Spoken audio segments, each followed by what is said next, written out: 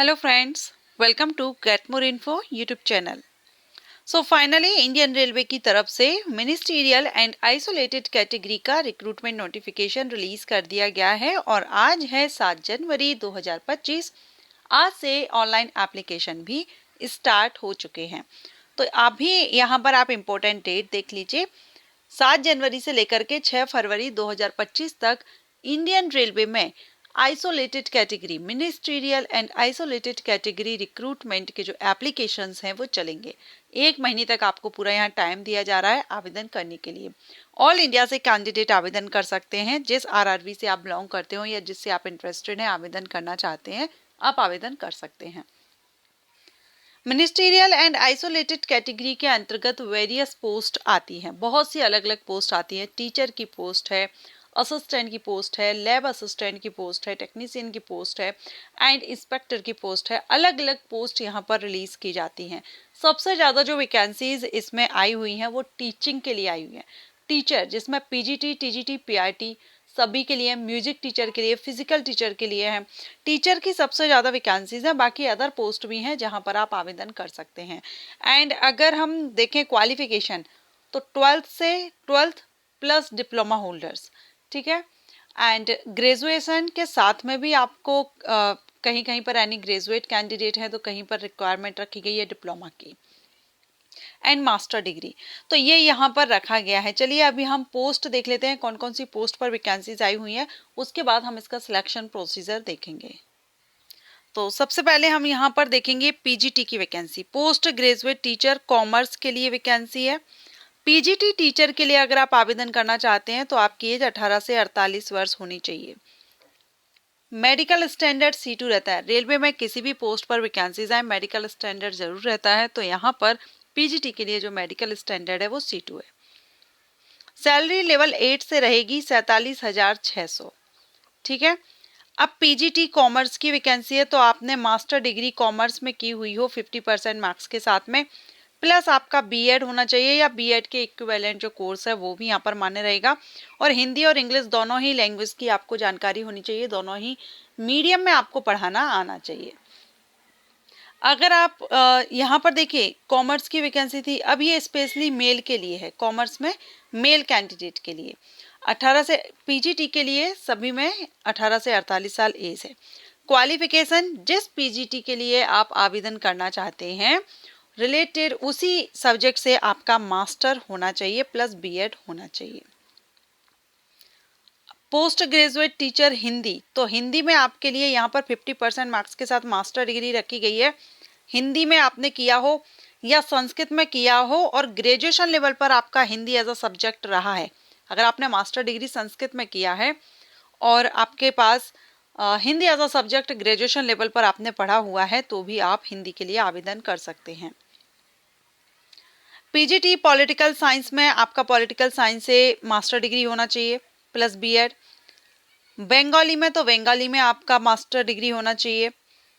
Biology के लिए तो बायोलॉजी में आपके लिए बहुत से ऑप्शंस मिल गए यहाँ पर। 2 ईयर का इंटीग्रेटेड पोस्ट ग्रेजुएट आपने एमएससी कोर्स किया हो बॉटनी में, जूलॉजी में, life science, bio science, genetics, microbiology, biotechnology, molecular biology, plant physiology, ये आपके पास बायोलॉजी के लिए जरूर ऑप्शन मिल जाते हैं। इनमें से किसी से भी आपने किया है तो आवेदन कर सकते हैं, या आपने मास्टर इंटीग्रेटेड कोर्स नहीं किया है तो मास्टर डिग्री अगर आपने की है 50% मार्क्स के साथ में इन्हीं में से किसी एक सब्जेक्ट से, तो भी आप इसके लिए आवेदन कर सकते हैं।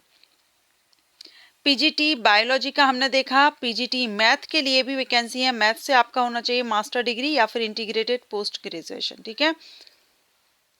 एंड केमिस्ट्री के लिए है तो केमिस्ट्री से आपने 2 ईयर का जो integrated post graduate MSc course है वो किया हो या मास्टर डिग्री ली हुई हो।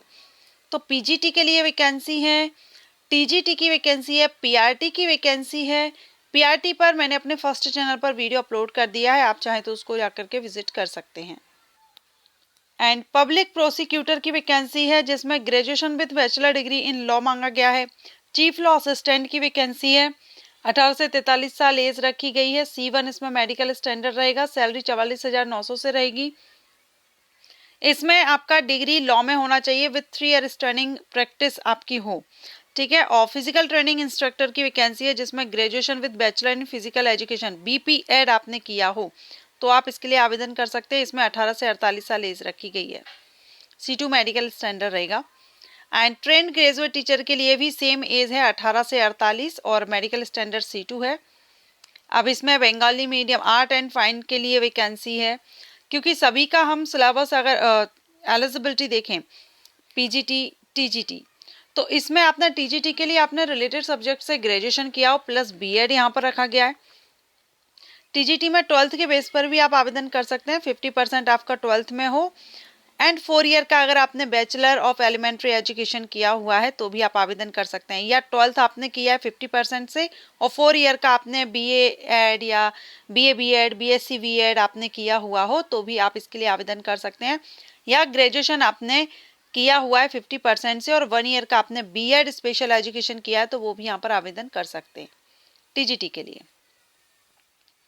ओके, TGT इंग्लिश की वैकेंसी है, जियोग्राफी की वैकेंसी है, हिंदी के लिए वैकेंसी है TGT Hindi, TGT math and TGT math English medium, TGT math and science, music teacher की वैकेंसी है,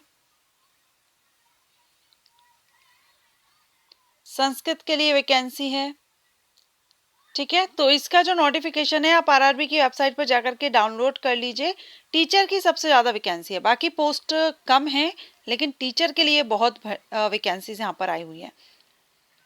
जूनियर ट्रांसलेटर की वैकेंसी है हिंदी ट्रांसलेटर की, साइंटिफिक असिस्टेंट ट्रेनिंग की वैकेंसी है जिसमें 2nd class master degree psychology में मांगी गई है और 1 ईयर का एक्सपीरियंस मांगा गया है। सीनियर पब्लिसिटी इंस्पेक्टर में भी डिग्री मांगी गई है। डिप्लोमा डिग्री के साथ में आपका public relation, advertising, journalism, mass communication में आपका डिप्लोमा होना चाहिए। 18 से 36 साल एज है, कहीं कहीं 18 से 36 साल एज है तो कहीं 18 से 35 है, 18 से 48 है, डिपेंड करता है कि आप किस पोस्ट के लिए आवेदन करते हैं।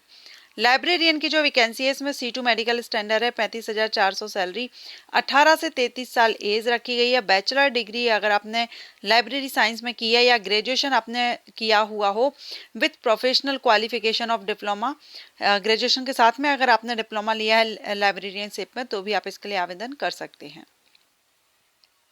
ओके, प्राइमरी टीचर के लिए वैकेंसी है। प्राइमरी टीचर में 12th के में 50%, 45% ये कंडीशंस रखी गई हैं और साथ में आपका DLED हो या DLED के इक्विवेलेंट कोर्सेज जो रखे गए हैं, अलग अलग स्टेट में अलग अलग नाम से जाने जाते हैं, तो उसके बेस पर भी आवेदन कर सकते हैं।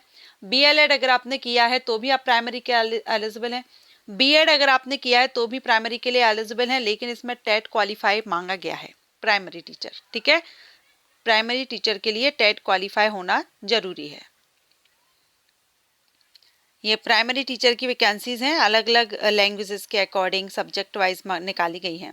लेबोरेटरी असिस्टेंट स्कूल में C2 मेडिकल स्टैंडर्ड है, 18 से 48 साल एज है, 12th पास कैंडिडेट जिन्होंने साइंस से किया है और 1 ईयर का बायोकेमिकल लेबोरेटरी में आपने डिप्लोमा या सर्टिफिकेट आपने लिया हुआ है तो आप इसके लिए आवेदन कर सकते हैं। एक्सपीरियंस, सॉरी सर्टिफिकेट नहीं मांगा है, एक्सपीरियंस मांगा गया है।